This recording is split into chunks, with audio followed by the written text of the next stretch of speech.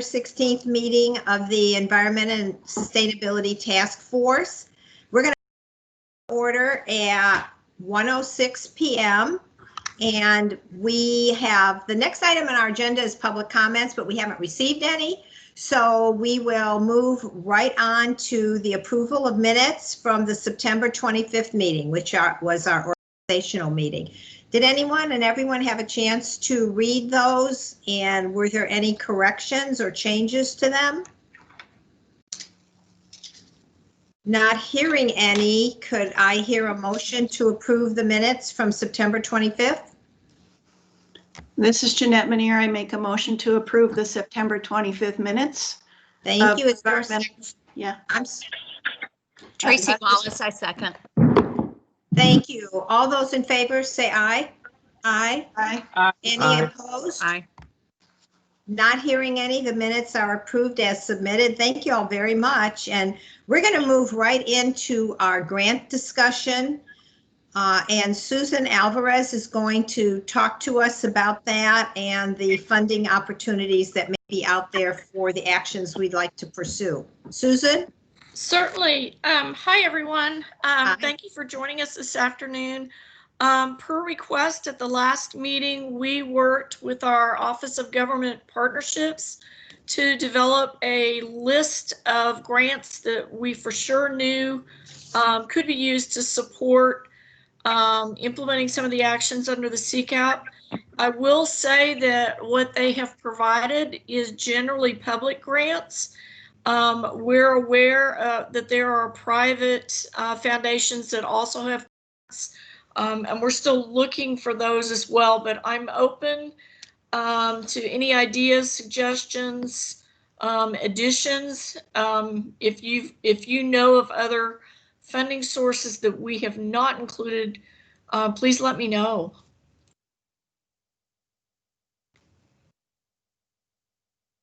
Anyone want to make any further comments to what Susan just outlined?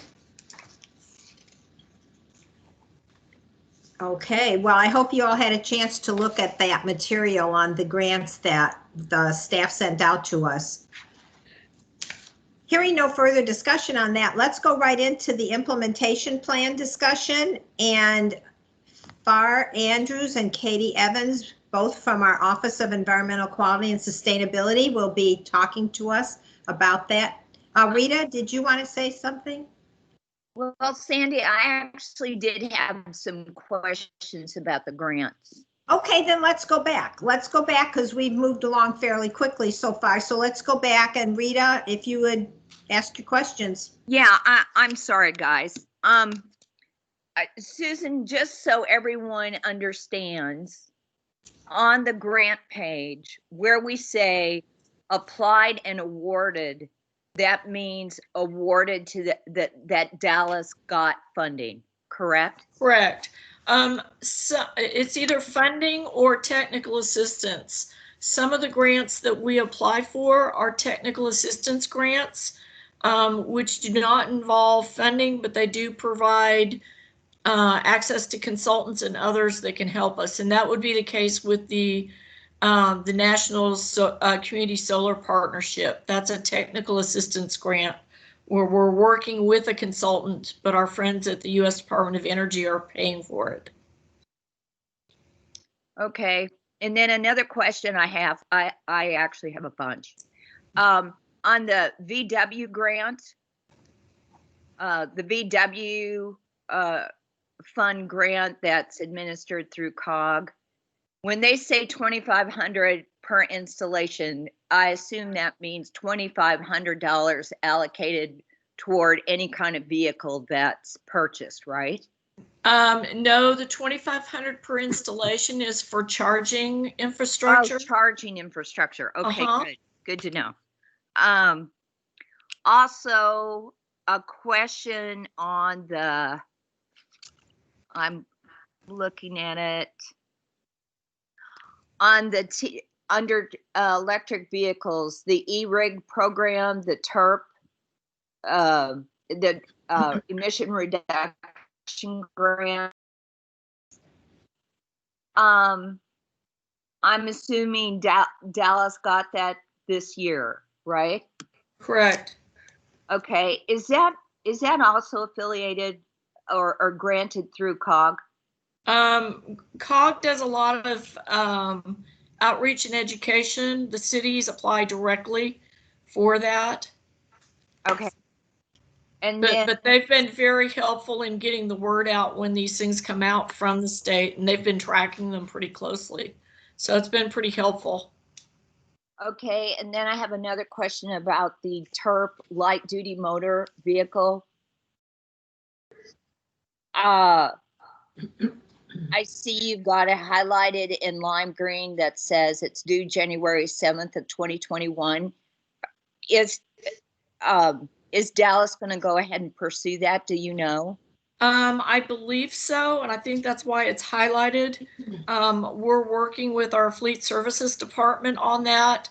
The council recently gave us funding to do an EV fleet conversion study, and I'm anticipating that study will be used to help support decision making related to some of these grants for vehicles.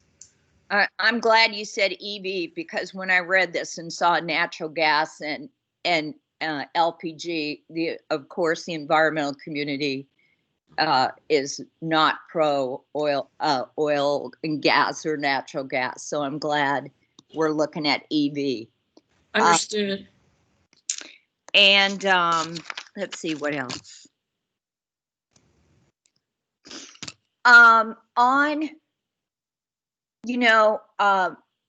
Let me ask you this. I asked you this on a call you and I and Sandy were on.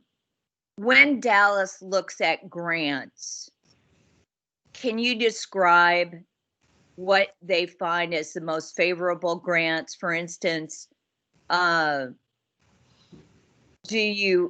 because I know you have a grant team that has to do grants for the whole city. Mm-hmm. Are the most favorable grants those that also underwrite administrative staff on those grants? Or can you tell us, because I'm in the process of looking for grants for my work, if we run across something, what are the most desirable components that we might find in a grant if we can identify it for Dallas? We do like having grants that help underwrite staff, but we're finding that more and more those are few and far between. Where we have been the most successful is where we're applying for grants with, say, COG or community organizations, public health organizations. In other words, if we go into the grant process with a partnership, typically we have a little better luck in achieving those grants. Okay, and then another question. Has the city of Dallas ever worked with Meadows Foundation? Yes. I'm wondering if there might be an opportunity for that. They have all kinds of different sorts of grants, as do organizations like the Community Foundation of Texas, Lyda Hill Foundation, Robert Woods Johnson Foundation. There's a bunch of private funders that have a lot of grants that they put out sporadically.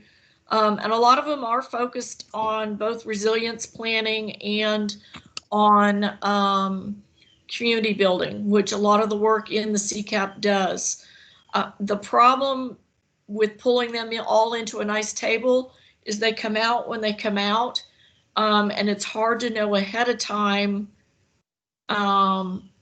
what is coming out and when. And so it's not nearly as predictable as the public grants. Mm-hmm. Okay, well, those are my questions. Thank you very much. Okay. Ariaman has a question. Okay. Hey everyone, this is Arman. Yeah, just a couple follow-up questions just to further understanding. How much does it typically cost to install a charging station, since the city can get reimbursement for up to $20 per installation? It depends on the type of charger. The fast chargers are quite a bit more expensive than the slower chargers. The slower chargers are around, I want to say $5,000. Kevin Overton, I think, is on the call, and he may be able to have better information on that than I do. I think I saw him on the call. No, Oh, this maybe is not. Bob. I can speak to the, this is Alan Hoffman. I can speak to the electrical needs and demands for a build. It really varies on a per house basis. If a panel doesn't have enough, or a house doesn't have enough amperage, for instance, most older homes have a 125 amp panel, and for a car charger, you need to have a 50 amp circuit. And if the capacity is not there, then it might need, the homeowner might need to change out a panel and go to a 220 amps circuit board. So that, or breaker board to the home. So it's really, it's a variable question. If you have to upgrade the entire panel service into the home in order to allow for a 50 amp breaker or add a sub panel, that's where you can run into some additional costs. So it's not a one size fits all amount. I hope that helps. Yeah, thank you. So what I'm hearing is at least $5,000, possibly more. And then the other question I had, as just a clarification, so we were awarded a grant for emissions reductions incentives, and I was just wondering what the amount of that was, or what that award is. I'm going to have to look that up and get back with you. Off the top of my head, I don't know. Okay, thank you. Thank you. Dr. Bocalandro, you have a question? Yes, it's actually, I just put it in the chat. I received from a friend of EPA Region 6 an opportunity that's called Building Blocks. And I don't know if the city has done that before, but it's a technical assistance type of grant. And I thought that it might be pertinent to look at it, because it actually talks about mobility. You have the link there, but I think it could be an opportunity, and what they're asking for is a letter of intent. But I didn't know if this is something that the city had already looked into or applied. And what it says, it provides quick, targeted technical assistance to selected communities using a variety of tools that have demonstrated results in widespread application. And the 4 areas are emerging mobility, cultural anchor institutions, disaster resilience, and then any other issues that are relevant to the community recovery from COVID-19. So I'm sure that there are areas of this climate action plan that might be able to be supported by a grant like this. So I just put it on the text. Yeah, in the chat. Thank you.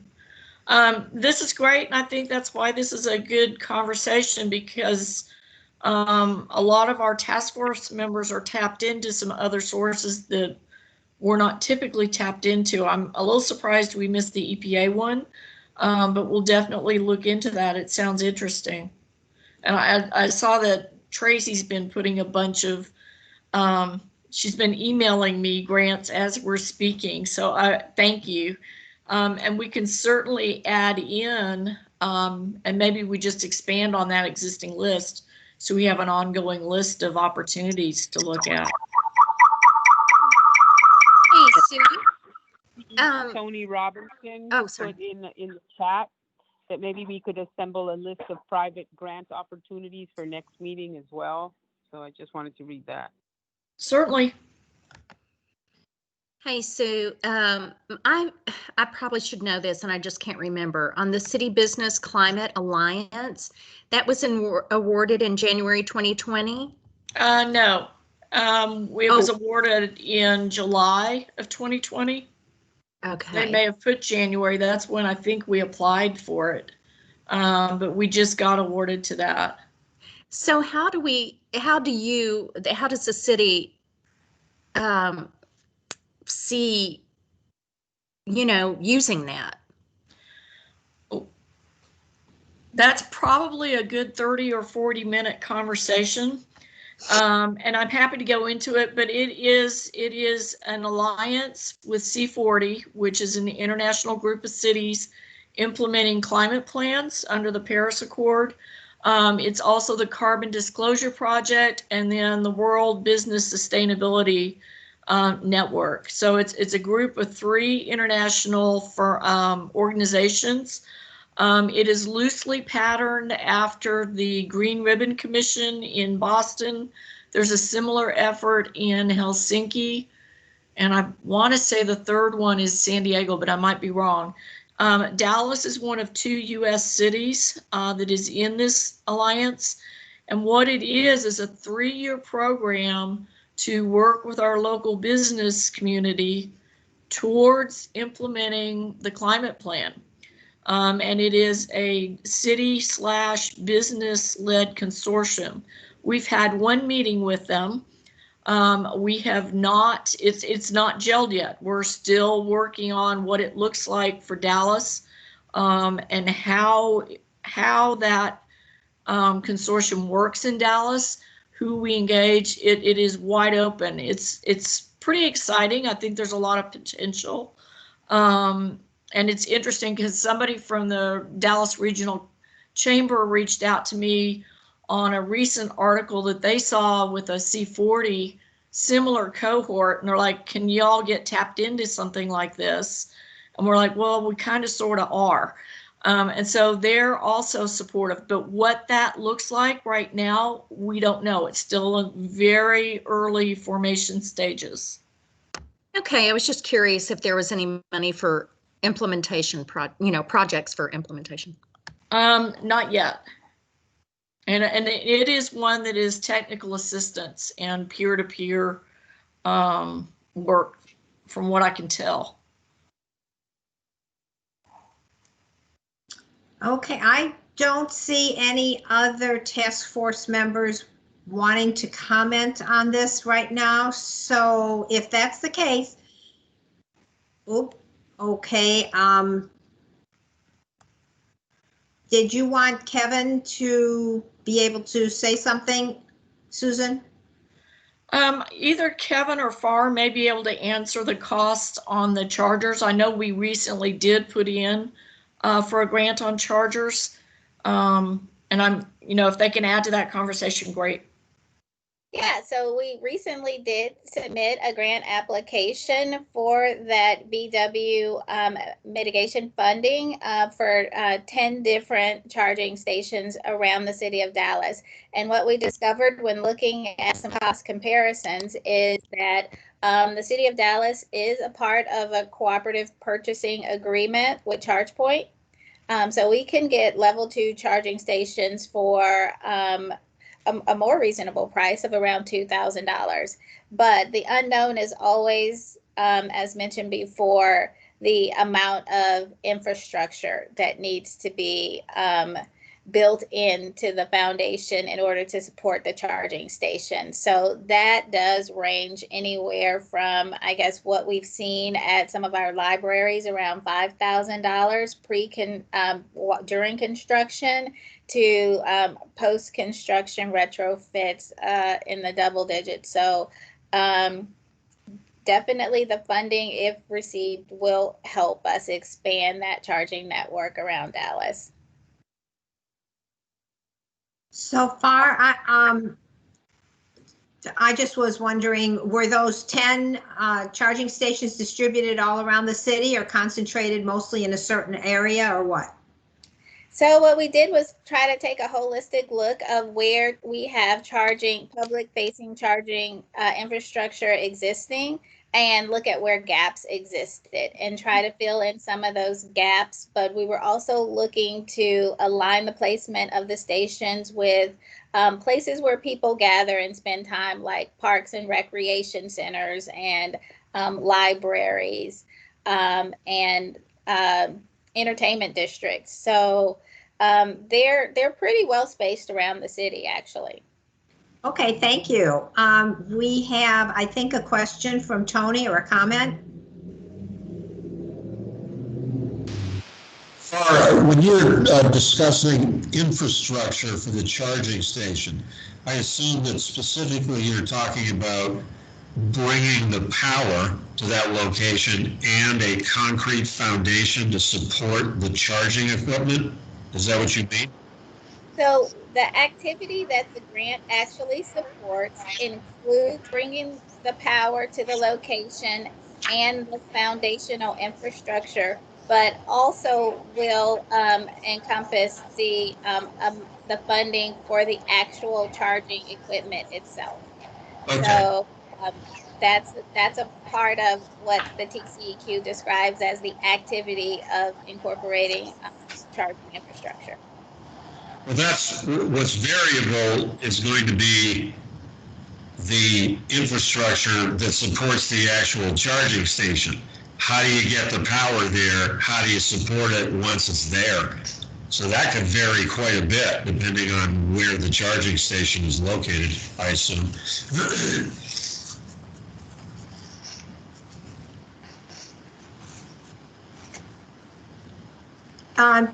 Tony, do you have more? No, thank you. That was it. Appreciate Okay, it. thank you. Jeanette? Yeah, I just have a question. Is this committee going to get to a point where we're going to prioritize projects to fundraise for? Or are we kind of across the board just looking for different funding? How strategic are we going to be towards our fundraising, I guess, is my question. Susan, you want to respond to that? I can try. It probably is part of the next discussion that FAR will be leading. We have a plan for this year that is based on the available funding that we have and on building capacity. And so I think the question that Jeanette brings up is a very good question, but we're likely not there yet. And that is part of what we need to be exploring this year is how do we get ourselves positioned towards moving forward in some of the more expensive parts of the plan. But it's not necessarily in this first year. And I think that's where it's good to be pulling together lists of funding sources and doing some exploration to identify, what do we need to do fundraising for if we're putting forth a budget request for city council or other agencies, what do we ask for? Those are good questions. I would, in all honesty, tell you, I don't know that we're there yet as far as answers. But I mean, that's a good question, Jeanette, because should we as a task force, when we're advising staff on their plan for budget years, should we be saying this is possibly able to be funded, therefore we're going to include it, or we can't fund that, so should we still include it? At this point, we don't know that we can fund it. I think that's a really good question because we're going to have to decide whether we take that into just real consideration or not as we're making our suggestions for what to include in the work plan. Correct. And what we've seen and what FAR and Katie are going to be briefing us on in the next item is this fiscal year 2021 implementation work plan that the staff has proposed to us. So we also have some additional suggestions. So I hope everybody had a chance to read that because this is what the staff is proposing at this point that we move forward with in their budget plan. But do we want to make additions to that, subtractions, or what do we want to do? And how much financial support are we going to be able to get for those suggestions? So I appreciate you brought that up, Jeanette. I think Rita had a question and then Alan. Well, actually, I'm Whoa. okay.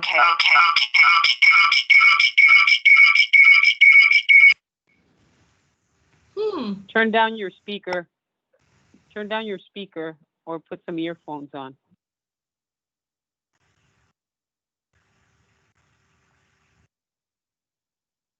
That's very weird.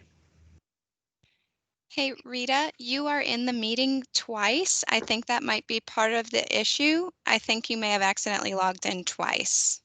I have muted both to eliminate the echo, but if you maybe just unmute one of them. Okay, how's that, guys? You're still having an echo. Try turning down the volume on your speaker just a little bit before you unmute.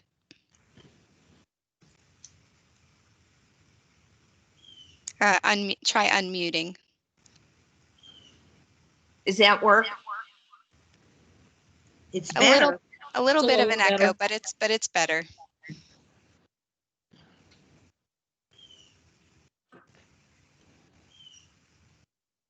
This is Joey Zapata. I'm actually seeing Rita on screen twice. I've Yeah. not seen this before. You might actually, Kay, actually try. I think there's a way that you can move someone out of the, kill an instance, so to speak. I think it happened. Yeah, Rita, I think try we got talking it. now. I think we got it. Rita, if you unmute, we should be able to hear you now.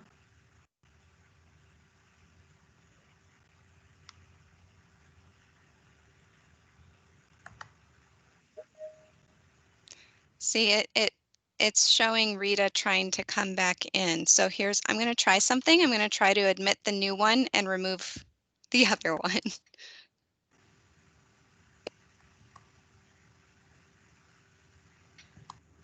Okay, guys, how's that?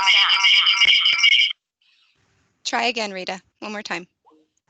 Okay, how's that? There we go. I got it. Okay, you're good now. Sorry, I did this one time on Zoom and it was real embarrassing.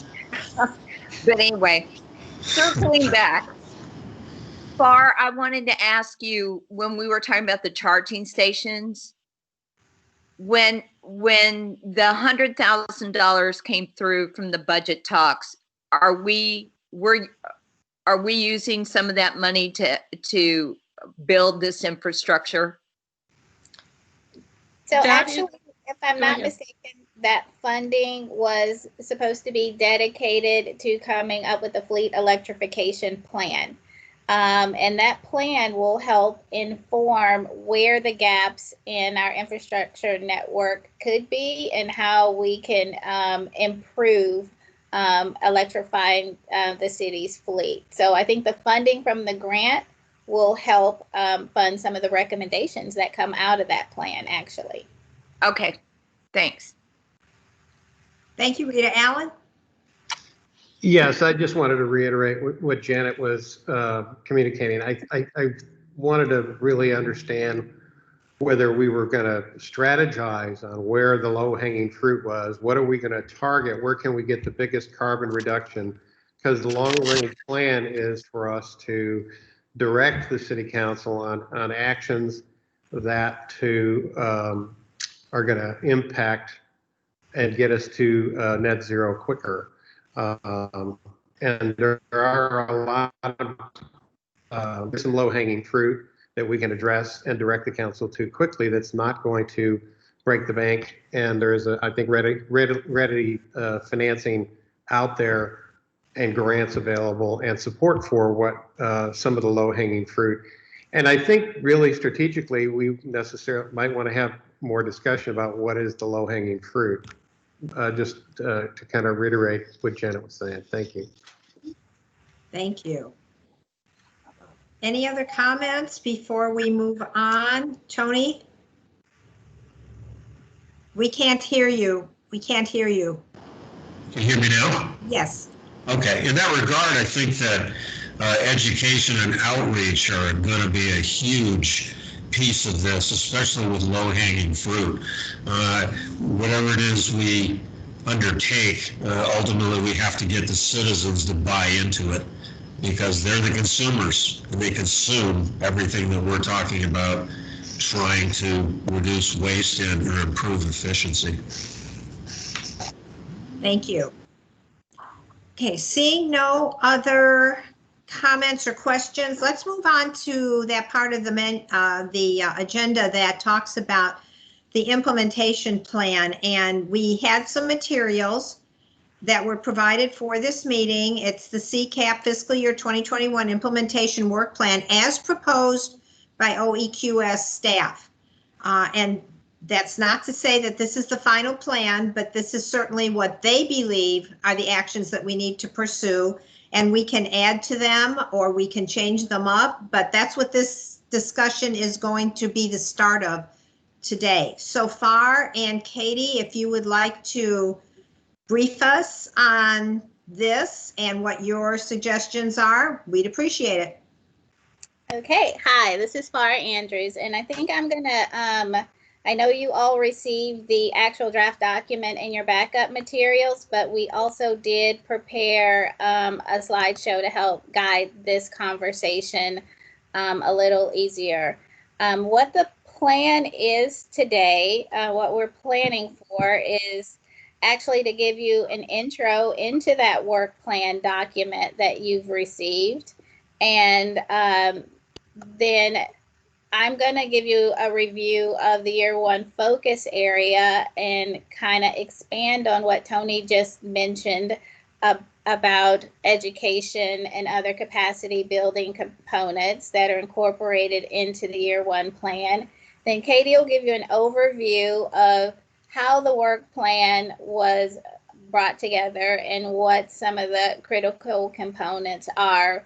We won't walk through each of the milestones, but we will touch on some of them. And then hopefully we can have a discussion on some of the recommendations that we've already received from task force members, and then take some comments, questions, and recommendations. So if you made it through the entire 240 something odd page CCAP document, you would have noticed that there's a reoccurring theme in how the actions were assembled in this progressive implementation process. And what this slide does is it kind of illustrates what this looks like, pulling out one example action from the plan. But the actions in the CCAP plan are intentionally layered and staged so that we increase in amplification as the 30-year plan continues to be implemented. So we start with building capacity and looking at voluntary measures, and then incorporating incentives, and then moving into more mandatory scenarios. So what we're actually proposing for the year one implementation is the foundational step of building that capacity. And building capacity really helps us build that social will and that behavioral change that we need for a good foundation to build these sustainable actions for the future and have that infrastructure in place. So we're looking at the capacity building exercises of education and outreach, tracking and accountability. We're looking at exploring funding opportunities that can be more sustainable. We're looking at expanding partnerships and leveraging existing partnerships, amplifying ongoing actions, and looking at pilot programs and proof of concept. And so real quickly, just like Tony mentioned earlier, education and outreach really is a key component to building this social will and this foundation that we need to make this plan successful. And this is really one of our low-cost, high-impact foundational steps. And because the OEQS department already has a group dedicated to outreach and education, they can help us implement some of the tools mentioned on this slide. Expanding existing partnerships. The CCAP recognizes in the intro section that it's going to take all of us working together to make this plan successful. The city can't do this alone. So we really want to make those connections and those key strategic partnerships that will help us implement some of the plans or actions that are outlined in the plans so that we can leverage our resources and really activate and galvanize the energy that's already in the community for this movement. So we're going to really be focusing on that through collaborations like the City Climate Business Alliance and other partnerships that we have existing and identified as potential. So amplifying ongoing action. So the CCAP, this comprehensive approach that we took to the City of Dallas's CCAP plan really allowed us to incorporate and build on the history Dallas has of taking progressive environmental actions. So there are plans that were already in place, and we really want to make sure that these feed into the CCAP and we apply an environmental lens so that we're all moving in the same direction. So these are some of the plans that are underway that we, OEQS plans to take a really active role in the development and implementation so that we do make sure that they align really strategically with the CCAP plan. This slide may look familiar to some of you guys who've seen the CCAP presentations before, but of course, funding is always a key component to building a sustainable plan. There's public funding available, and the previous conversation we had where we were looking at additional sources of funding. And I think this is going to be an ongoing activity, and it's definitely one of the foundation capacity building activities so that we can get some of the initial actions in the work plan off the ground. And these are just a few examples of possible funding mechanisms listed on this slide. So another piece of this building capacity concept is really making sure that a lot of the concepts in the plan that so that we can build that social will and the community can have confidence that these actions will yield the results that we're looking for. We want to implement pilots and do proof of concept projects.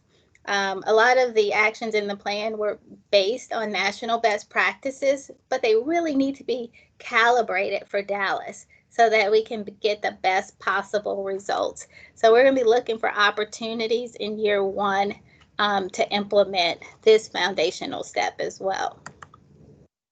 And then finally, tracking and accountability. This is definitely a foundational step, but it's also one of those ongoing things that will happen throughout the life of the CCAP plan. And there's a couple mechanisms that are already built into the plan to add to transparency and accountability. One is we'll have an annual report where we'll talk about the progress that we've made in relation to the milestones that are in the work plan. We also are developing a dashboard which will be located at dallasclimateaction.com, where you can see where we are in the development of the actions identified in the work plan. And then, of course, there is the Dallas 365 website, where all departments are really held accountable for their performance metrics. Now I'm going to turn it over to Katie, who's going to talk a little bit more about the actual document that you received and how we pulled it together and what some of the key concepts are. Thanks, FAR. My name is Katie Evans, and I'm a climate coordinator, and I'm excited to be sharing this work plan with you all. So diving right in, the draft implementation work plan contains a whopping 46 actions and 141 milestones. I want to start right off by saying this is a draft and that we are currently going through a review process with our internal partner departments in addition to the conversation we're having today. So I want to talk a little bit about how we developed this implementation work plan. Next slide, please. So we know that the CCAP has 97 actions across 8 different sectors, and that each of those actions has a number of primary and co-benefits. Next slide, please. And so I wanted to share this with you all so you could see what we're looking at here. With the 46 CCAP actions, we're seeing actions slated for initiation in fiscal year 21 across all of these sectors, right? If you look even at air quality, we're planning on initiating all 4 of the air quality actions this year. Additionally, you can see that all of the primary and co-benefits are represented in this year's draft work plan. Next slide, please. So what did this development process look like? Next. We looked at the actions to be initiated for implementation, initiated or implemented in fiscal year 21, right? So what we've done is FAR talked about capacity building. So we looked at actions that fit that category. We looked at the actions that are already happening and are ongoing. There are 13 actions that are continuous and ongoing. We looked at actions that were those pilot projects, or as we've heard in this conversation, kind of low-hanging fruit that could be quickly implemented given our budget constraints that we're facing this year and aligning with other departments' priorities. Next. Then what we did once we identified the actions to be implemented this year is we identified our partner departments associated with implementation of each action. Most of the actions in the plan don't exist in a silo and require a number of departments working together in order to initiate and implement them. We also identified external partners that might be involved, but for the sake of this conversation, I'm going to focus primarily on city departments. Next. So we identified the partner departments, and then we went through all 46 of the actions, and I outlined steps or milestones within each action. I'm going to be using the term milestones pretty frequently. That's our performance metric in the Dallas 365, and that's what we will be measuring and will be feeding our external facing dashboard. So these, within each action, there are usually a number of steps or action, sub-actions, so to speak, that will be required to full implementation. So next slide, please.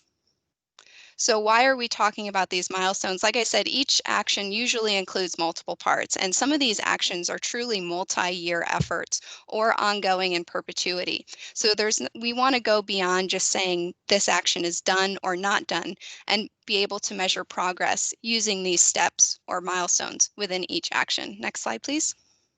Next. So once we identified all of the steps or milestones for each action, we pulled out the milestones that we anticipate will be implemented in fiscal year 2021. And what the phase we are in right now is we've then sent those milestones to our partner departments for their review. We want to ensure that these milestones that we project to be implemented this year align with their department's goals, budgets, and priorities. So that's the phase we're in right now, is these review discussions to make sure that we are setting a very realistic timeframe and work plan. Next. Once the departments review these milestones and we make sure that everyone is in agreement and in alignment, we'll finalize those milestones and insert them into the implementation work plan. Then FAR mentioned our 3 different reports and tracking mechanisms. These milestones will allow the departments to report back to us on how they're doing, and will also feed our public-facing dashboard, help us write our report, and be our performance measure for the Dallas 365 dashboard. Next. So this is an example of kind of how we did this, right? So if you see here, we first identified each action, right? So this action is the very first one in the plan, demonstrate leadership in developing a carbon neutrality plan for municipal operations. This is a big one, and it's going to take many departments, and it's going to take probably more than 1 year, right? So we next identified our partner departments. And then what we did is we pulled out all of those milestones using conversations with the departments and the actual language in the CCAP to identify all of the steps it would take to fully implement this action. And then we extracted the fiscal year 2021 milestones in order to identify what is feasible for this year. And these milestones, like I said before, are currently under review by our partner departments. Next slide.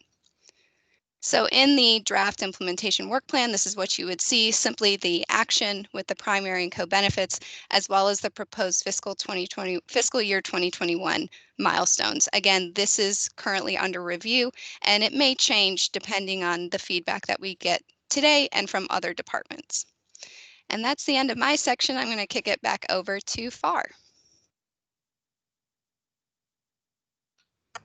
Okay, let me unmute and I can unshare my screen. This is the portion of the presentation where we wanted to give the task force members who had submitted recommendations ahead of the meeting an opportunity to share those recommendations with the rest of the task force. And we've included those recommendations in the back material.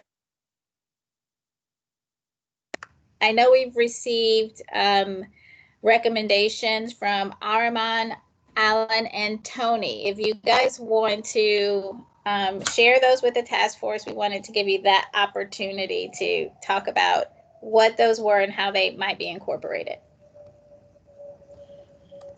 So who would like to go first? Tony or Alan or Ariman? Tony, you want to start? Unfortunately, I'm not sure what recommendation is being referred to here on my part. Is it from an email or? Yes, Tony, you sent us some information on the power of think small things. Oh, the power of small numbers? I didn't realize you uploaded that or included it. You had said that you were providing it. I sent you a document, yeah. My understanding was that the portal was not operational yet, so I didn't think that that had been submitted. Because it was part of everyone's backup materials, Tony. So we had, staff, some of the task force members had wanted to include what they felt was important at this point for the task force to hear and maybe consider incorporating into the work plan. Absolutely. Okay. Well, let me speak to that briefly.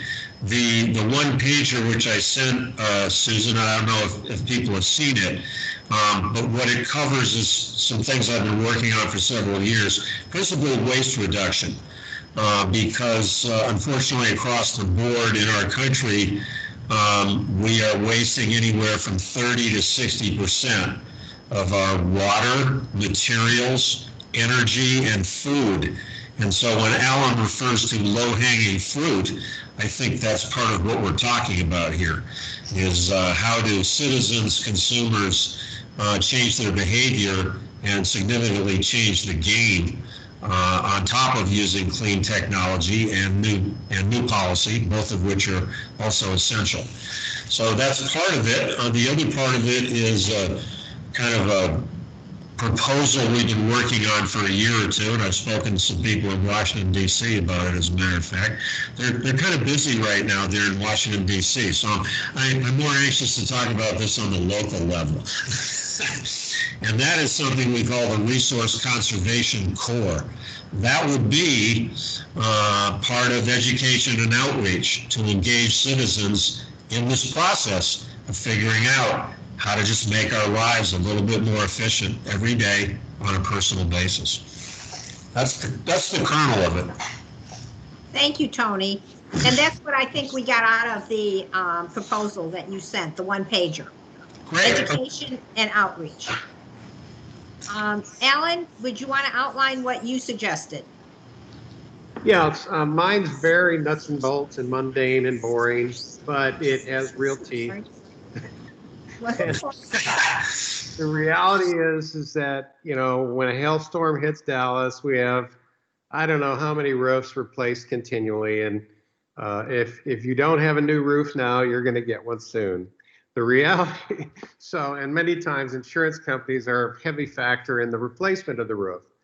One of the things that we do not have in the city of Dallas, and I know that there will be pushback currently from building inspections on this, because it will require every roof replacement to get a permit. Now, we do have a third-party example of how on the insulation side with third-party raters, this wouldn't necessarily have to be bear the brunt. Building inspection wouldn't have to bear the brunt of this permit or the inspections connected with them. It could be a third-party inspection, because what I'm proposing is that when a roof is changed, and many times when a roof is changed, the decking has to be changed. And that's already a cost of the re-roof. To go ahead and take that decking and require that it have a radiant barrier on the plywood sheet that they're getting ready to nail down is a fairly nominal cost in comparison. And what that does, but the return is huge for the homeowner. Each homeowner that has this happen will see attic temperatures dropping and greatly reduce their energy consumption as a result of having a radiant barrier in their attic. This is a nominal number, and really feasibly, because it does have a green aspect. We already have a model in the city where a third-party inspector is doing when I'm building a home, I have a third-party inspector that comes in and makes sure that I'm insulating it properly. Since this roof is going to be replaced and it has a green component to it, it's going to definitely, that's a model where necessarily the building inspection department wouldn't necessarily need to take that on, other than the issuance of the permit. This is a twofer because it solves the other problem that we have when we have these carpetbagger roofing companies that show up from out of state when we have a huge hailstorm. They're not registered in the city, and a lot of people get fleeced. So we really, by having an inspection, the building, having a permit issued, the roofing contractor would have to be registered in the city. We would have to know where their business address is, which we many times don't know with some of the roofing contractors that show up after these storm events. So it would be two benefits. We would actually be able to police that contractor pool better. And then we're also, the biggest benefit is we're going to have huge reduction in carbon. We have 250,000 single family structures in the city. And as a result, we would see material CO2 reductions because of the energy reduction needed to cool a building in the summer in Dallas. So that's my suggestion. I have a question about that for staff. And my question is, can we as a city implement what Alan is talking about, which is like permitting roofers and doing that, requiring that, or does somehow with the state get involved in that, and that we're going to have the state agree that we can do that? We are bound a lot by what the state decides cities can do and can't do. That is a great question, Sandy, and I'm happy to look into it. I have two related thoughts. We do have a green roofing policy already, and we do have an action towards updating our building codes. I would anticipate that these concepts could be looked at as a part of that effort. I'm happy to follow up with our sustainable development group and find out if there are state requirements that would supersede what we do on a local level. I mean, if indeed we have to do that, we can add that to our legislative program. If indeed we do need some sort of state approval to implement what Alan has suggested. But certainly I think we should look at the building code changes that we're going to be proposing and see if we can include that. What I like about Tony's and Alan's suggestions are that they're not high cost to implement. One's education and outreach, and one can be done within the current structures that we have in the city. So unless the state says no. So I think both of those are very doable. So Alan, do you have anything else to add? I just want to add that the reason that I'm suggesting the radiant barrier only, I think that additional insulation is always better. The thing is, it's not as exciting as electric charging stations or electric cars or a lot of the new tech that's coming out. But the real number here, and I heard one of the presidential candidates talking about the improving, and there's going to be federal funds if there's a political change in our climate that will have to do with insulation and winterizing and improving insulation on homes. This is something that's going to really financially benefit homeowners in the long term for them, because, and the short run, because their energy bills are going to go down as a result of this one thing. And they don't have to change out their air conditioning equipment when they do a radiant barrier. Without getting in the weeds, but if you fully foam encapsulate a roof, you got to change your AC equipment. This is a simple thing that you can do without having to change a lot of stuff. Well, we have some task force members that have some questions or comments, and Dr. Bocalandro, you're first.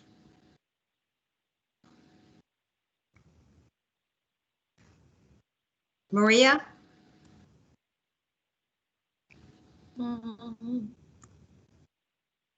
Can't hear you.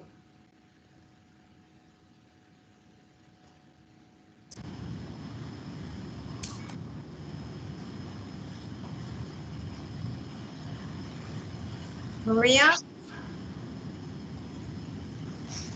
She's going to call in by phone. Maybe we can circle back to her. She's having Can some we trouble see- with audio. Who's next, Katie? I don't have a name there.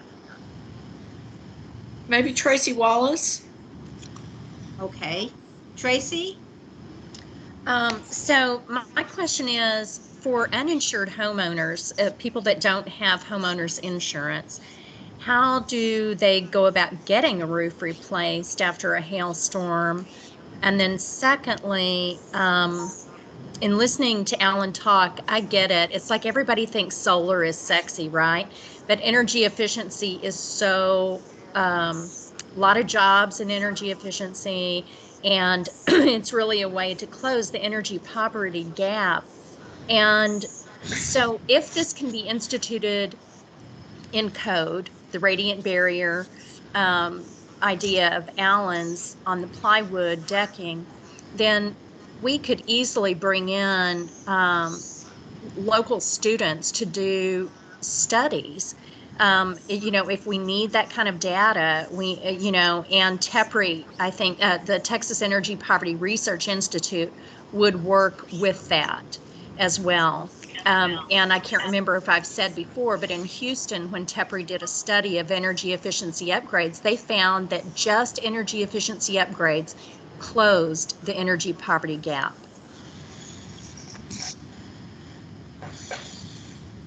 Good to know. That's an important aspect of what Alan was trying to get at. So thank you. Tracy, are you, do you have any more comments?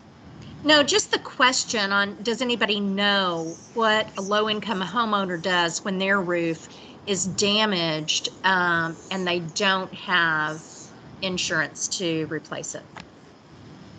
They put a blue tarp over it. That's what they do. Yeah. Because they can't afford to replace it. So yeah, if we're going to look at resilience and equity, we got to look that in the eye at some point. I will say that I believe some of these issues are covered as a part of the city's low-income home improvement program, and I'm happy to bring more information on that forward. I think that would be helpful, Susan, if you could give us some material on that, because it ties into the possibility of implementing this. And really, how accessible is that to homeowners? How many homeowners really know about it, all of that? Okay. How many know about it and how many could actually receive the help, because all of these programs have limitations as to how much funding is available. Okay. Yeah, thank you. I would like to just say one more thing about it. That would be one of the options. There should be a couple of options if someone is actually going to do full insulation of their attic. When you're doing full spray foam encapsulation of an attic and changing air conditioning equipment, you can't do a radiant barrier. It doesn't work. So there has to be some flexibility. It should be there via either or. If someone is actually replacing the roof and they're going to decide, I'm going to go fully weatherize my house, change my air conditioning equipment, that should be written into whatever if we do end up implementing this, there's got to be some options, because radiant barriers are not compatible with full foam encapsulation of an attic. So that's just one detail I wanted to add. I'm glad you did. I didn't know that. I thought it was an and you're saying it's an or. It's an or. It's an or. Thank you. Dr. Bocalandro, are you on, or do Yes. we have her Can you hear me? comments? Yes, Can you hear me now? yes. Great. I wanted to comment on Alan's and Tony's proposal. I think energy efficiency is key, and we had a program called Technology Building Performance for Residential and Commercial, and I think it started too soon. The weatherization part, there was supposed to be some legal framework that was supposed to be approved to get energy raters as part of the compliancy for home renewables, Friday's a bad day for me. I am English as a second language, and so I'm tired and I'm thinking in Spanish. But when you renew a home or you do some kind of investment, apparently there was you needed an energy rater to come and check that. Our college, I'm part of Dallas College, 85,000 plus students. We had 9,000 in Cedar Valley, and there was a group that was very interested in that program. And unfortunately, we had to shut that program down because we couldn't get the jobs for these folks. So I want you to also, Susan, when you speak to the people about this, this could be an interesting job generation kind of measure. I think being coercive and enforcing things is sometimes not popular, but if we tie it to jobs in a situation where we're at with COVID-19, and we tie it into energy efficiency and clean air because we're consuming less fossil fuel, and you're going to have to word it. The narrative is very important, but this is something that Dallas College would really like to support. This type of measures that have to do with energy efficiency. And I think what Alan is explaining is, fairly easy, and I'm kind of quoting on it. I know none of these things are easy, but it is, for me, a low-hanging fruit, and I want to support this type of measures. Thank you, Doctor, for your input. Tony, I think you're up. Are you up next? I believe so. Yeah, just responding on Alan's proposal, in complete agreement with this, because what you're doing is you're modifying a very large percentage of the envelope of the building when you replace the roof. So it absolutely makes sense to upgrade the thermal transmission component of that when you're doing it.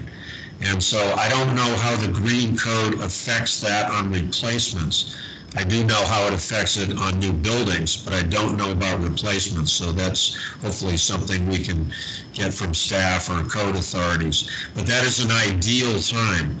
There are a lot more roof replacements going on than there are new roofs going on. So it's a huge piece of the puzzle. Thank you, Tony. Let's hear, I don't see any more questions or comments about this particular proposal. Let's go on and hear what Araman's proposal was. Hey, everyone. And I just want to clarify, are we talking just about buildings right now, or are we talking about the whole work plan? Because I had a few. The whole work plan, Araman. Okay. And Alan's just happened to be one aspect of that he was suggesting. But no, we're covering, we want suggestions on all of it. Okay, wonderful. So I have a couple things under buildings, one thing under energy, I believe, and then a couple things under transportation that I really wanted to draw our attention to. So I'll just go in order, starting with buildings. So there was an action for weatherization, which I think is similar or related to what Alan suggested. And again, it's energy efficiency types of things, caulking and stuff like that. And I didn't see that in the work plan, and I was just wondering, based on this conversation that we just had, is that something else that is a low-hanging fruit that can create jobs and help train students at Dallas College for us to look at? And I don't know, and just as full disclosure, so I come to this work as an advocate, not as an expert. So I'm not going to have the expertise, but I'm hoping to help move us forward and bring ideas to the table. That's what we're looking for. So then would you go on and explain some of the other parts of your proposal? Sure. Yeah. So, yeah, I think the other thing related to buildings that I think is really important is action B6 in the CCAP, which is building efficiency and electrification. And the reason why this is really important is because the goal of the CCAP is to reach net zero emissions by 2050. And for us to do that, we need to have electric buildings. We can't be using fossil fuels at the point of source. So it's a long road to make that transition. It's not going to be easy. And I think the sooner we start that, the sooner we have buildings built electric, the stronger position we'll be in, the less retrofitting we'll have to do later. And so I know it's a challenging conversation, but I wanted us to start that and start thinking about how do we take those first steps forward? Can we have building code changes or other things that put us in a position where all new buildings are using electric heating or geothermal and that sort of thing? And yeah, and Sandy, if it's okay, can we maybe talk about those 2 points because they're maybe a little bit related and also on topic, and then I can bring the other ones up after? Okay, good, because I know there's kind of, your other ones are very different than these two. So task force members, does anyone want to comment on what Armand just explained as his kind of priorities items? Alan? Yes, I agree. We do need to talk about the source of power that we're bringing into the city. One of the things that's of concern for me is that we still, in Texas, we still see that 30% of our power is generated by coal-fired power plants. That's astonishing. And the reality is that a cleaner source of power is going to be natural gas and wind and sun and solar. I know that natural gas is still a fossil fuel, but it's a cleaner burning than certainly coal. The other concern is with regard to point of source power. Some, in the instance of natural gas, a direct 96% efficient gas-fired furnace is still more efficient than a electric heat pump. Now, I've done both. But the issue we have to deal with is what is the source of our power? And I know the city's a big purchaser of wind energy, and I use all wind on my buildings. But to deliver electricity and heat, the goal is to reduce carbon. And when we're delivering dirty electricity like coal-powered power to a building, we also not only have that negative consequence from the air quality standard, but there's also a voltage drop when you're shipping electricity over the grid. You can have a significant drop in the efficiency of the actual energy being used and consumed, and the carbon being emitted by that plant. Not only are we having that negative, but we're also losing part of that energy through shipping power over long distance through the grid. So it's a complex problem, and we're going to have to transition to the solar aspect because we're going to see a lot more solar installations throughout the city and a decentralization of our grid. But we have to look at it really, what is the source of power? Can the city issue a policy statement with regard? Do we want to have, I mean, certainly the low-hanging fruit is it's very easy to convert a coal-fired plant to a natural gas plant rather than, it's just a significant difference in terms of the pollutants emitted by those plants as a result. So thank you. Thank you. Armand? Yeah, thank you, Alan. Thanks for that information. And so I'm going to just try to summarize what I heard and see if we're on the same page. So I think what you're saying is that in the short term, if we electrify, it might be worse from a carbon standpoint because of the coal generation on the grid. But I think we're also agreeing that in the long term, we need to have renewable energy paired with electric appliances at point of source. Is that correct?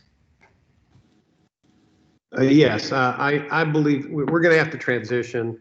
I don't believe coal's a good transition. Natural gas is a cleaner transition than coal. And I think we certainly could look at, I know there is a lot of coal power being generated. 30% in Texas is coal. That makes no sense, none whatsoever. So, and just to, so there is, I saw in the work plan advocacy that the city plans to do at the state level for a cleaner electric grid by 2050, which I think will help with that.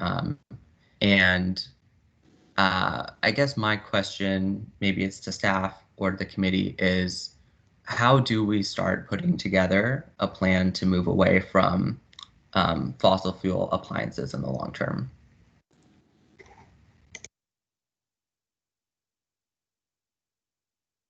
Does staff want to comment on that?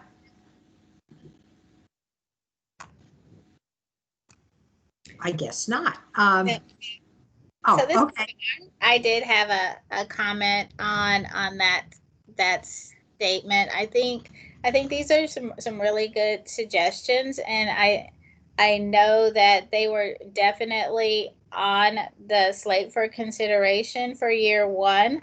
But I think in order for us to move in that direction, we need to build more capacity. Like the infrastructure, I think what we learned during the planning process is that this social will needs to exist in order for this to be successful.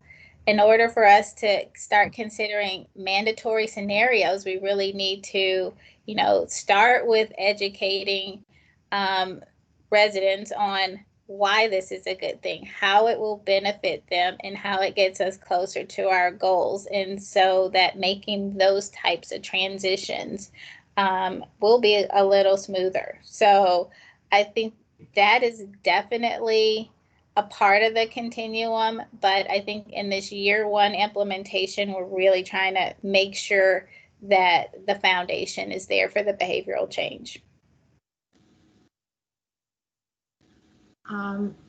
Okay, thank you. Thank you. We had Dr. Bocalandro, and we had Tracy, and we had Tony. Let's start with Dr. Bocalandro. Yes, I wanted to mention learning best practices. I had the chance a couple of years ago to go to the city of Orlando as a guest because I was at an environmental conference at the University of South Florida. And I saw an index, and I'm putting some things in the chat right now. I didn't find the index, but I think incentives from the city to be more energy efficient are really good. But I've also heard that the cities have been hit really hard with the COVID-19 situation. Some of the cities are getting rid of some employees and talking about incentives, and I never got a chance to introduce myself because I couldn't make the last meeting, but I'm a political scientist, so I understand the elected officials. Talking right now about giving incentives is taking money from somewhere else.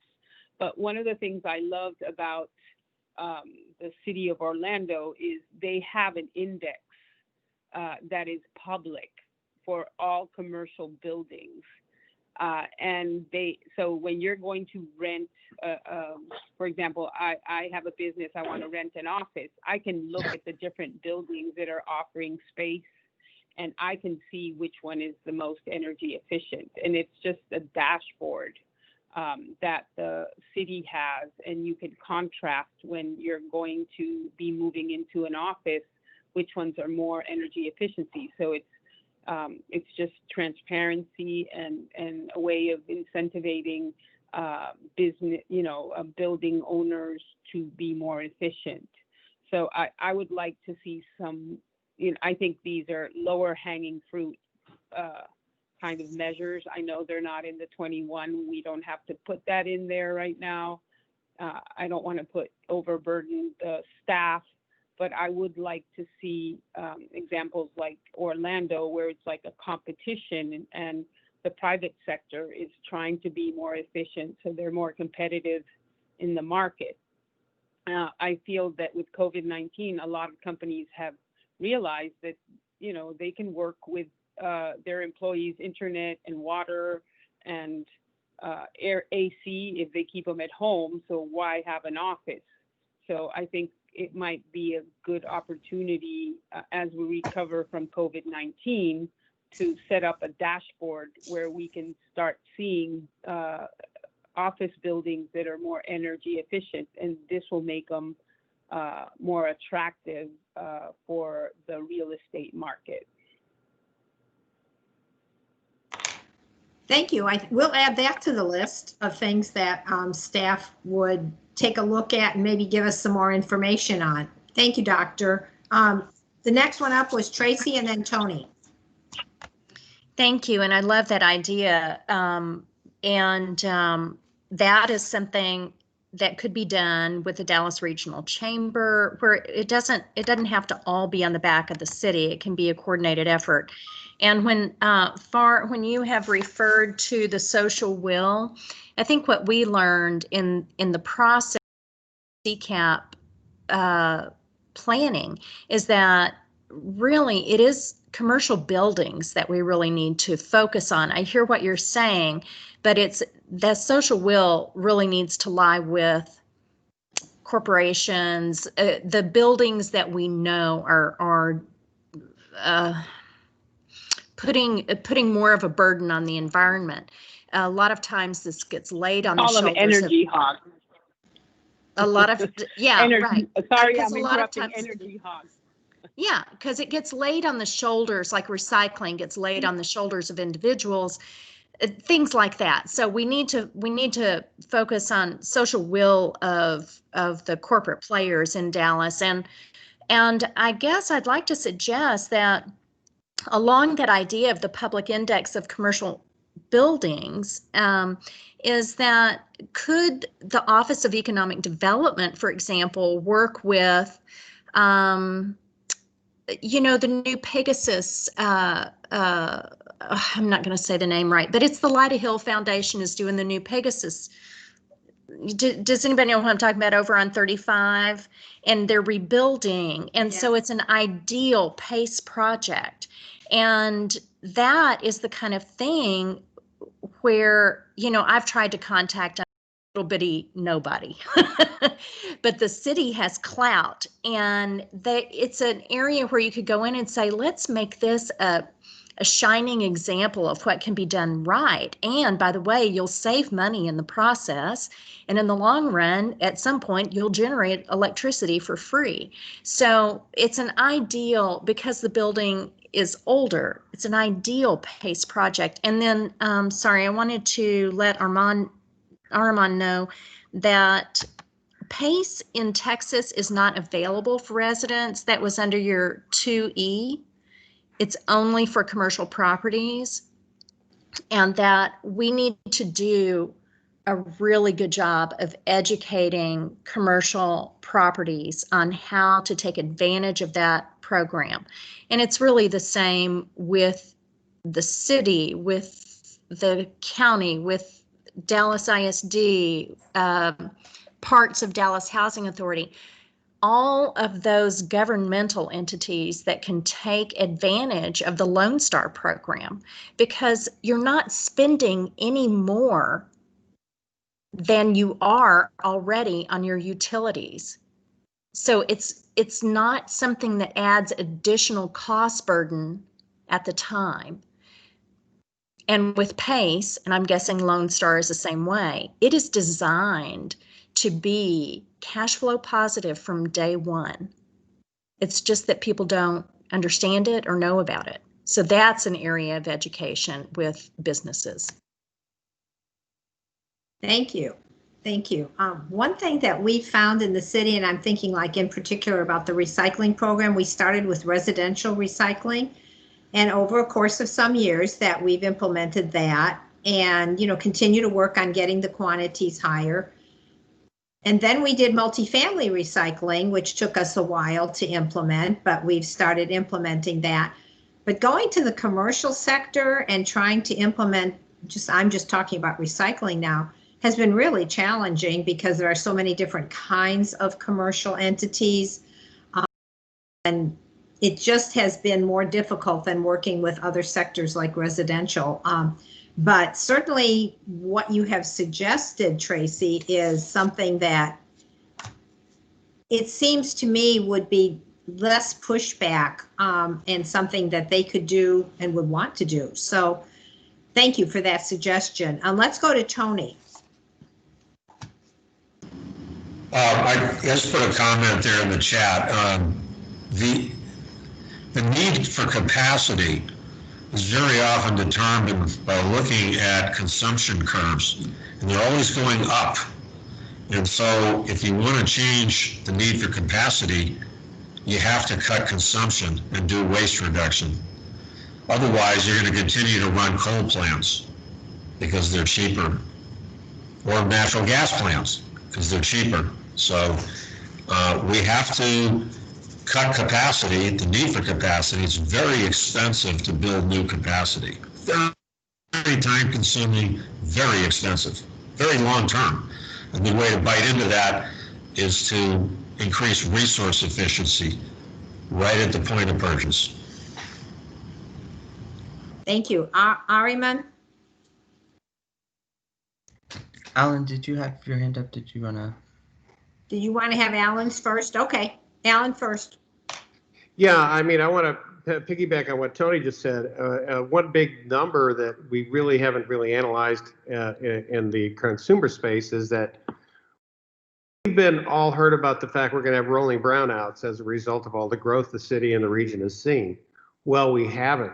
One of the reasons we haven't is that everybody's converted to LED light bulbs or CFLs prior to that. That is a massive reduction in consumption. That's exactly what Tony's addressing. We have to change our habits in terms of how we deal with what we consume. And if you can take a 60-watt light bulb that's an incandescent bulb and convert it to a 60, the same number of lumens generated by a 4-watt LED, well, you can imagine what that's done in terms of reducing our consumption. So that's exactly what we address when we're trying to build new. We're working with the Department of Energy and the Zero Energy Program. We will have in Dallas this next year net zero homes. I mean, it's not 2050. It doesn't have to be 2050. It's now when we have the technology around. But capacity with regard to solar, wind, and a lot of the renewables that are needed is not there yet, and we have to get there. But the way you can get there is reduce consumption. And so if you can build a home or insulate a home so it's generating less carbon by virtue of the fact that doesn't need as many BTUs to heat and cool it, then we're reducing capacity or paying for that. Or I've also looked at our commercial real estate grid. All our warehouses in the Lone Star Business Park, everything in Brook Hollow, everything that is in south heading toward Lancaster, every one of those warehouses is a potential power plant. So I don't know how we incentivize the building owners and the warehouse owners that have these large roof areas in terms of how to get them to maybe, hey, let's turn this million+ square foot warehouse into a power plant with solar. Well, that is low hanging fruit too. It might not be. We might want to think to how do you incentivize a property owner to make the decision, I'm going to put solar on my my 10, 12, 20 million square feet of warehouses. And that's going to be an additional power generator where then we can really see the capacity to curb some of the fossil consumption that we're seeing. But simply in terms of like coal production, coal plants, I don't know whether we as a city want to think about, do we want to discourage, we should not, I know we're committed to buying renewables, but what can we further incentivize someone to continue to go in that direction? Thank you. Thank you, Alan. Ariman? Yeah, thank you. Comment and then also let us know what the rest of your proposal was. Yeah, absolutely. So I think just to try to summarize and maybe take an action step out of this, it seems like there's opportunity through PACE for commercial buildings, especially, which might be some of the higher consumers of energy and power, to really make some cuts. And so I'm wondering if there's some education that can be done around that program, especially for those larger consumers. And I'm also wondering if it's possible for some of that to include electrification. But if I know PACE has quirks, so if that doesn't work, then, would understand. And then, yeah, a couple of other things that I had. So E5, which is in my email, that's part of, that was in the work plan. We talked about PACE, which was the next one. I think T1 was in the work plan. One of the ones I wanted to talk about was T11. So this has to do with the city's Forward Dallas plan, which is its comprehensive land use and zoning plan that is going to be put together, I think, starting early next year. And there are a lot of things that are listed in terms of coordination. So one is, with DART's long-range transit plan, density, strategic mobility, et cetera, et cetera. A couple things that I am hoping that we can also recommend or look at the plan for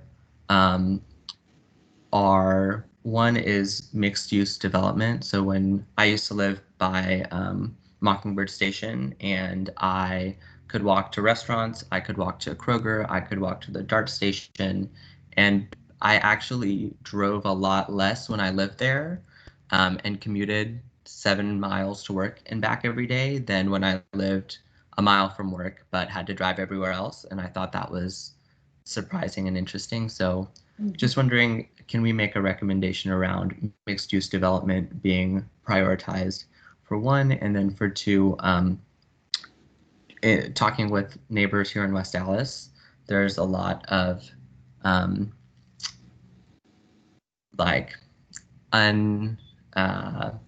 people aren't fans of having, for example, GAF nearby, and I'm wondering if there can be a recommendation, and this also goes along with some of the air quality goals around taking a really strong environmental equity focus to that plan in terms of zoning, so that we're not putting industry close to homes, especially homes that are of some of the more vulnerable communities in Dallas.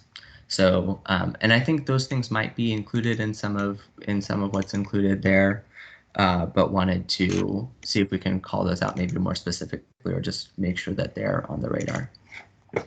All right, Mom, this is Sue. I totally appreciate what you're saying on that. And I will let you know that we've been working closely with the Planning and Urban Design group that is pulling together that plan. We have provided GIS coverage from the Toxics Release Inventory, from our own industrial permit group, from our municipal settings group, which is contaminated groundwater and soils. So they are starting with that data in GIS basis and are looking at that very carefully as they're looking to develop that plan. My understanding is they've got it temporarily parked. Our Office of Economic Development is moving forward with an economic development plan.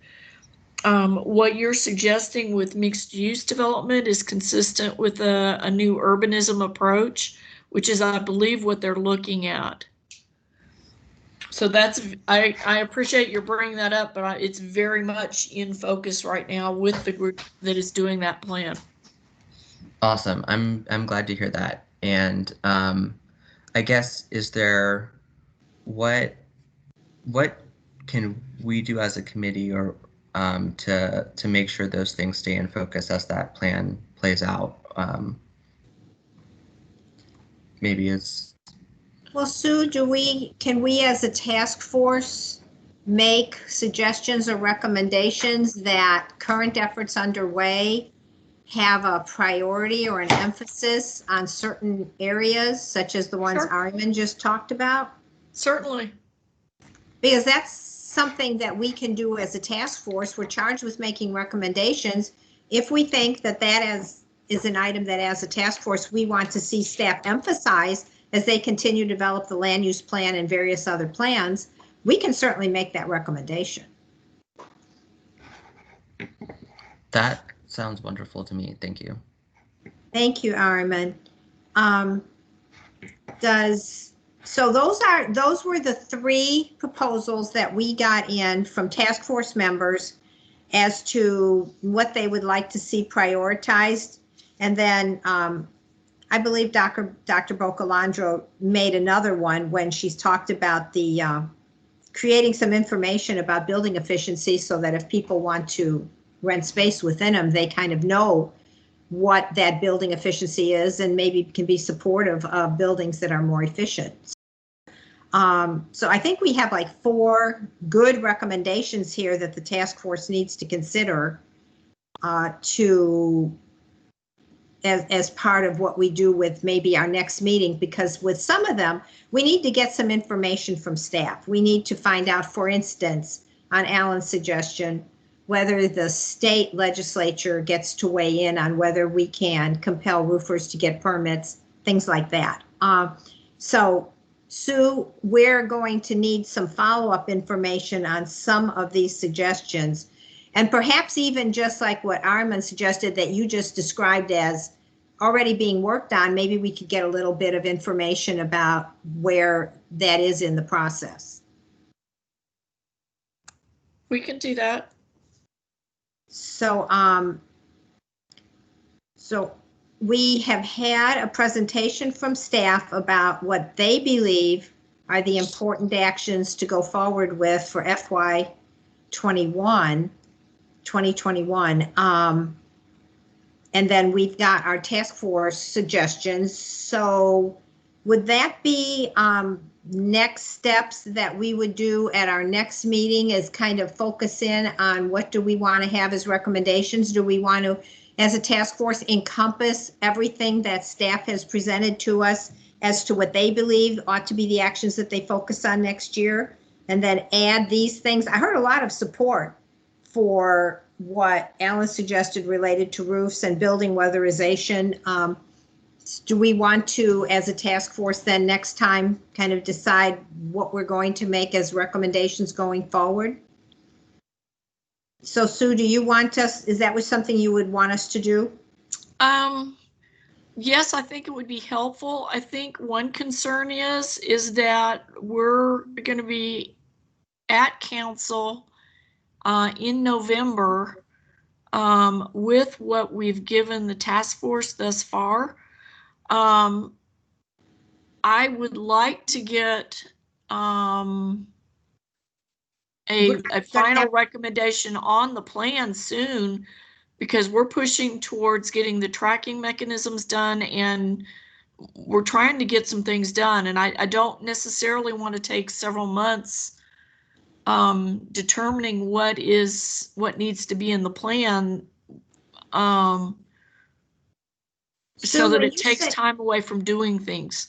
So Sue, when you said that you're presenting it to council, do you mean to a council committee? Do you mean to the Environment and Sustainability Committee? To the committee, so that we would, and then is there schedule to make a recommendation on that to the full council very quickly?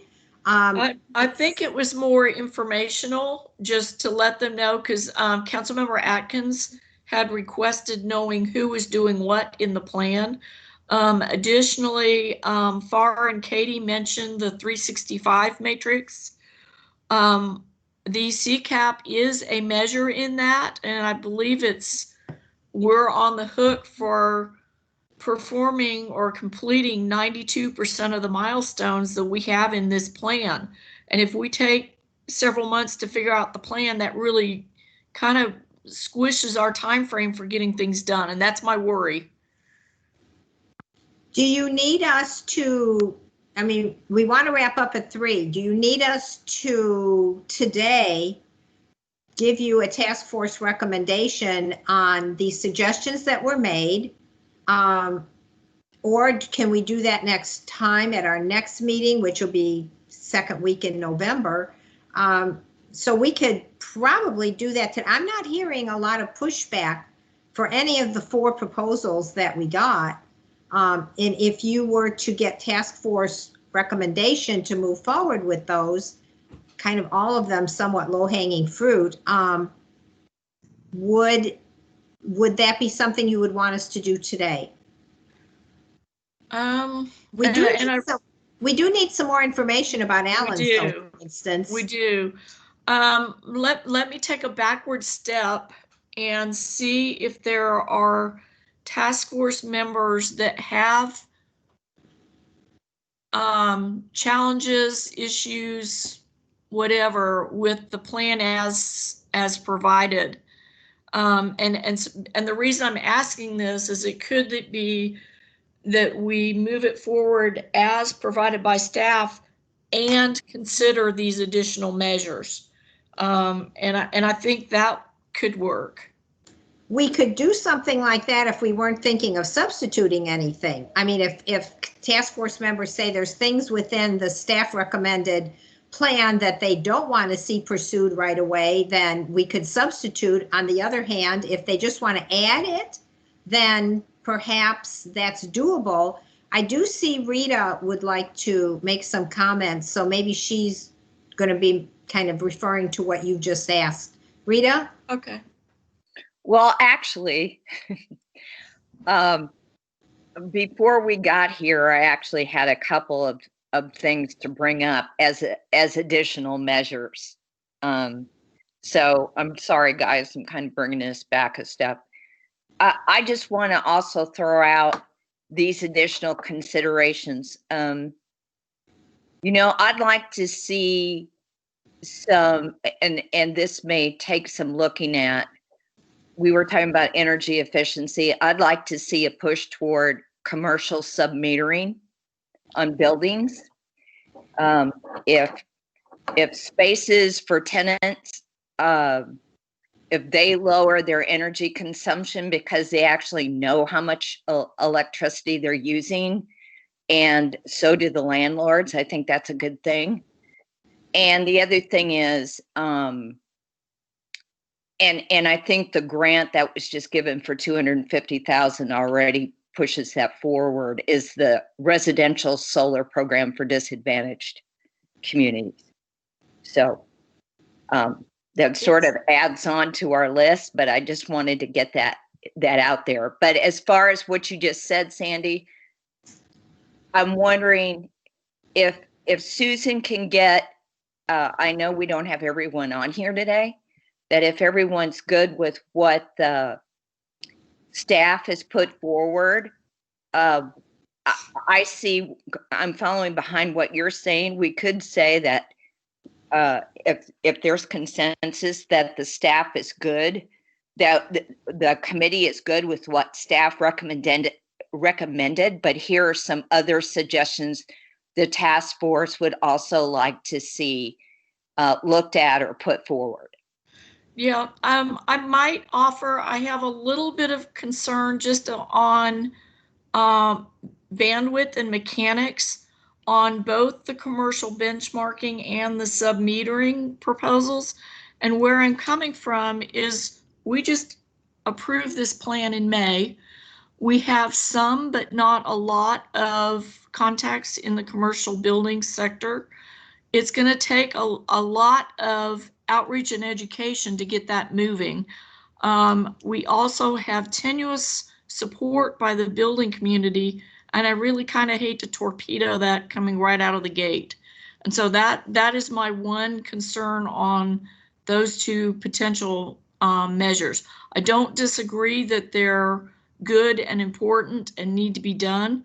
I guess I would just question whether that's a year one activity.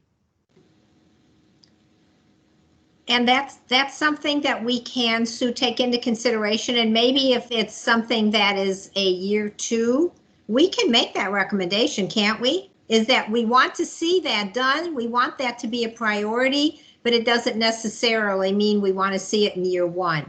We'd like to, but it doesn't mean that that's what we're going to recommend.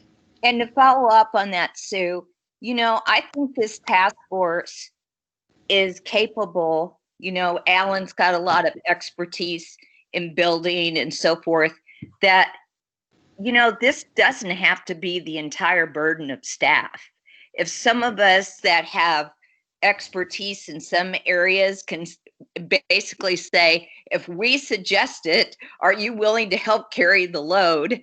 Maybe we can help identify some of these resources, commercial folks we need to contact, whatever, even if it has to be toward next year.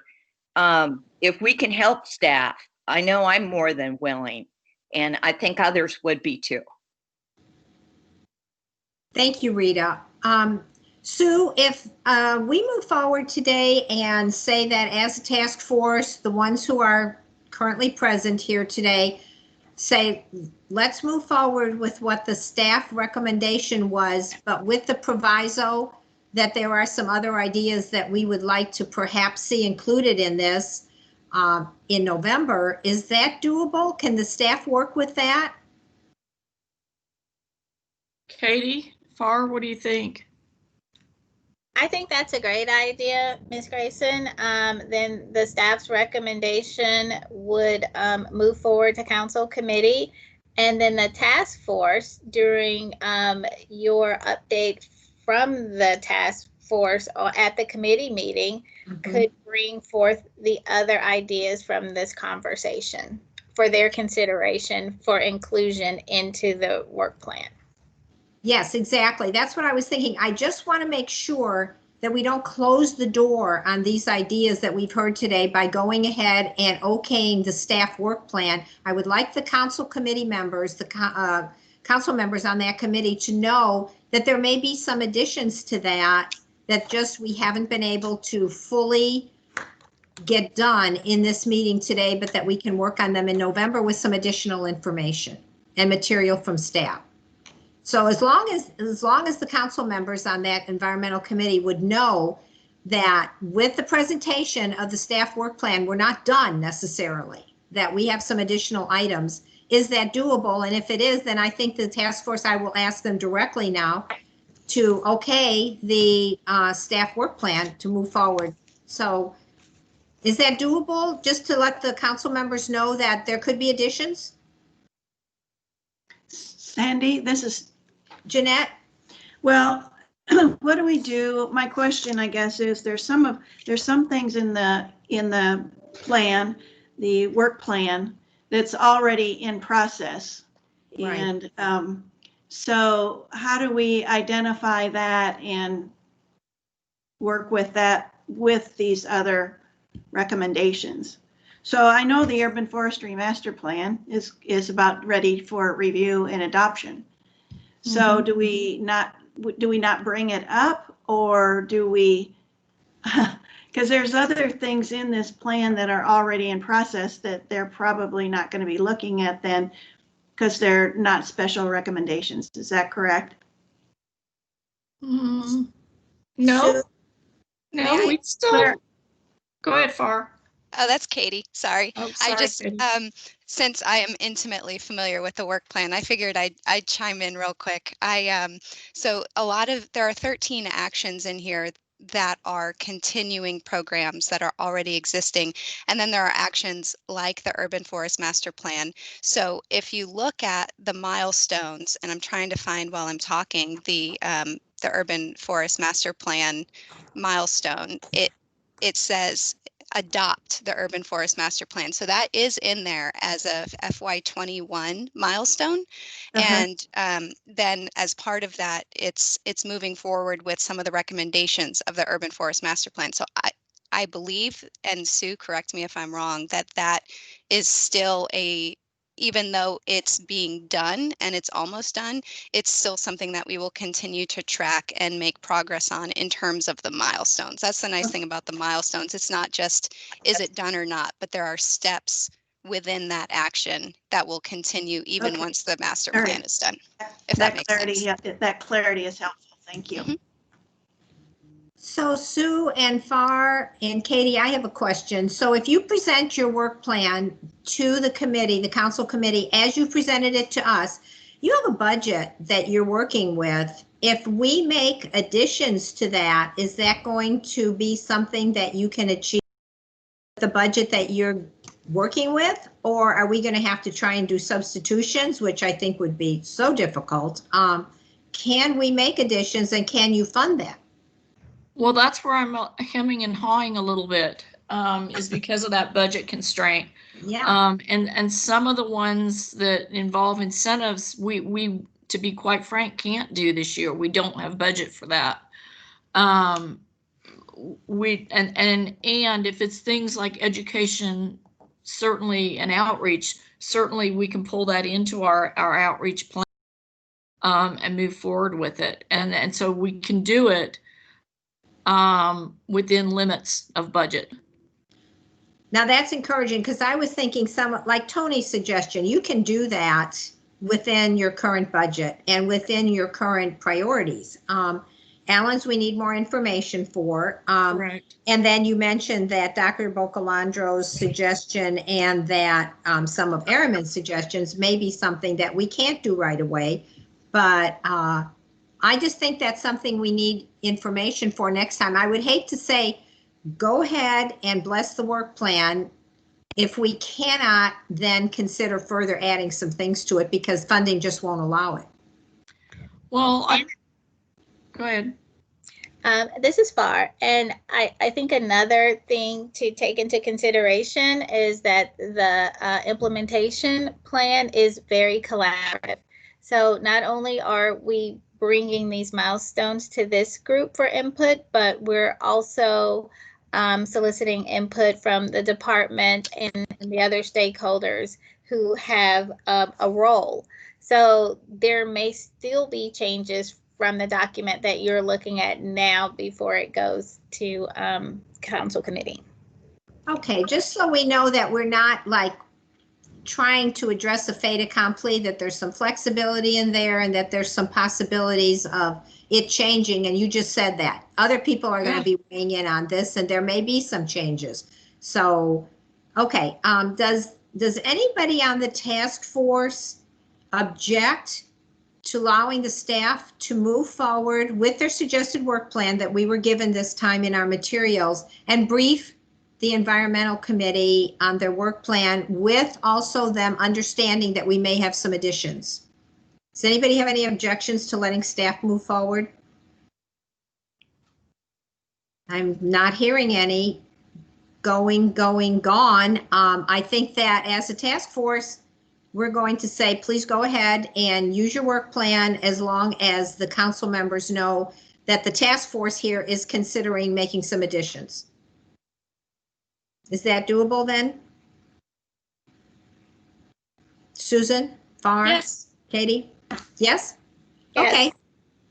I'm imagining that this work plan will be presented to the council committee, but as you noticed through Sue's presentation, we're pursuing other funding opportunities. And as those come through later in the year, there'll be additional things added to our docket. I think at this point, though, just for our performance metrics, we need a baseline, and that's what this will give us. But I'm imagining that as opportunities through partnerships present themselves, we may see additional tasks. Well, I think we have kind of an understanding here of how we want to move forward. I didn't hear any objections to that. So let's say that we are giving you our recommendation. I have to a move comment. forward. Oh, who is this? Maria Bocalandro. Yeah, I raised up my hand. I don't know. if I'm you sorry, saw I it did or not is it- see that. I didn't get that. I'm sorry. Yes. Go ahead. And I think Aramin has something too. Okay, Dr. Bocalandro. Yes, I'm thinking of, I mean, this is a very ambitious plan, very detailed. I have not had the chance to really look at it in detail, but I was reading the transportation part of it and the data that's up there in that first paragraph. I'm wondering if any of that changed with COVID-19, because it, you know, it gave certain percentages of people using cars and using buses. And I think, well, at least in my household, we have 4 cars that have literally not been moved since March because we're all working home. But, you know, I live in Capel where there's no public transportation. So there's, you know, but I don't know if it's possible to leave a caveat or at each of these actions saying that further studies or, you know, innovation or best practices or learned lessons from other cities, regions will be explored. Or maybe it's not in the list of tasks, but it's somewhere in the text that we are, you know, we are still researching and looking for innovations that at this point we don't have. But that would leave like a little door for us to be able to suggest other things and incorporate them. And through the whole document, you know, and I always tell this to my government students, you know, if you make a list of things to do and you do not put a budget next to it and a responsible and a due date, it's Santa's list, you know? So I think the funding of it is very important to explore. So it's a sustainable plan, not only because it's good for the people and the planet and, you know, the economy, but it's sustainable in itself because it's got the funding. And I can hear Susan's resistance at some points when we're adding things that don't have a budget, but could we put somewhere in the plan that this 2021 year is also going to serve to look for innovation and things that are not contemplated, and then also make it sustainable and feasible from a resource point of view by looking and alliances and partnerships that can help us leverage these actions and others that we conceive. I don't know if I'm making sense. You are, and I think the You are. answer is yes. Sue? Yeah, I would agree. I think that's been, and that was in the remarks that Farr and Katie had. That's part of that building capacity is to look for available partnerships, fundings, opportunities that we can towards better implementation of the plan. So yeah, I would say that's definitely a part of what we're looking at. The other thing that we didn't necessarily mention, but it is in the plan, and it is in the mix, is the data that we used to develop this plan as far as emissions was from 2015. Typically, it's recommended to update that data every 3 years. As a city, we've been doing it every 5 years. The 2020 data set is out the window. It's not representative, but we will be updating the emissions inventory using 2019 data to see how we've come over the last 4 years and use that to kind of see if we need to tweak the plan moving forward. So that's part of our process as well. Good. Thank you, Sue. We have 2 more folks, Ariman and Rita, who would like to comment. Please quickly so that we can keep on schedule. And let's start. Ariman, I think, had his hand up first, and then Rita. Yeah, thank you, Sandy. I just wanted to confirm that among the recommendations, I guess, based on what we talked about, one of them would be education for commercial property owners about PACE. If that's something that staff can pull into its existing work and budget. Okay, thank you. Rita? Actually, I don't have anything. Oh, your hand was up. Okay. Unless there's, no, I think, okay. Well, then if there are no further comments, I believe we've given staff direction on what we would like to see, and we will incorporate some of that in the meeting materials and information for next time. And could I hear a motion for adjournment? Anybody? I got one in the chat from Maria. Bocalandro, I motion to adjourn. Thank you so Friday. much. Is there a second to that? Ms. Pam Rogers, our second. Thank you so much. We are adjourned exactly at 3:00 p.m. Thank you, task force members. Nice job.